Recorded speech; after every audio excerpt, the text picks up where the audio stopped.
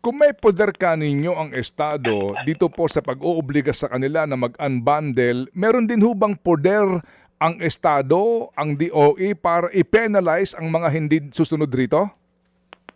Meron po, pwede po mag-penalty, pwede mag-penalty in terms of suspension or cancellation of their permits.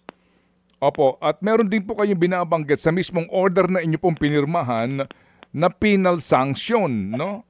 Meron din pong pakakakulong at maging multa na pwedeng bayaran kung sakasakali, Secretary. Opo, pwede po magkaroon post ng multa. But yun na nga po ang problema at nasabi natin. Mag-i-impose, challenge po lagi yan. Ano po? Yun ang minsan sinasabi, nakakulangan ng ating batas yung giving power to the agency. Yun po, kaya sinasabi nga po namin, kailangan i-review po natin ang function ng DOE.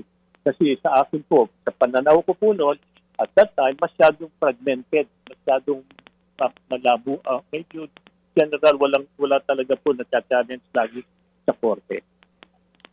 Pero, Sec, sa ngayon pong sitwasyon natin, tingin po ninyo, mag-aagawa ito ng DOE at susunod rito sa kautusan ninyo ng DOE ang mga oil companies kaya? As in?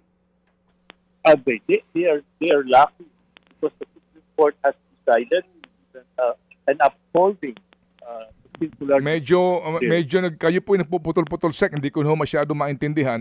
Sorry po I just have to ask you to say it again. Please go ahead, sir.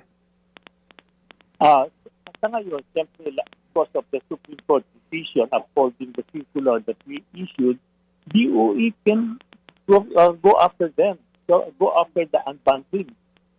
They can do that. They now the authority of the DOE is concerned legally.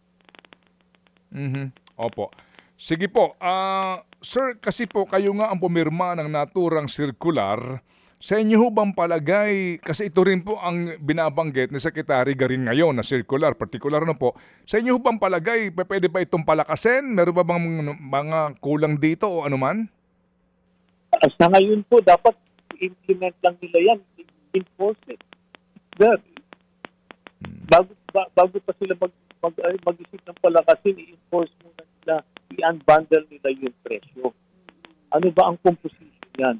Mga kapatid, para sa iba pang mga balita at impormasyon, sundan niyo po kami sa X, Instagram, Facebook at syempre sa TikTok, True Network PH. Mag-subscribe din po kayo sa aming YouTube channel, True Network. May website din po tayo, truenetwork.ph, at pwede nyo rin po kaming mapanood sa Channel 19 ng aming True FM TV. Lagi pa rin makinig sa radyo dito po sa 105.9 True FM dahil dito, laging true sa'yo, kapatid. Ito tayo sa totoo, tunay at tapat.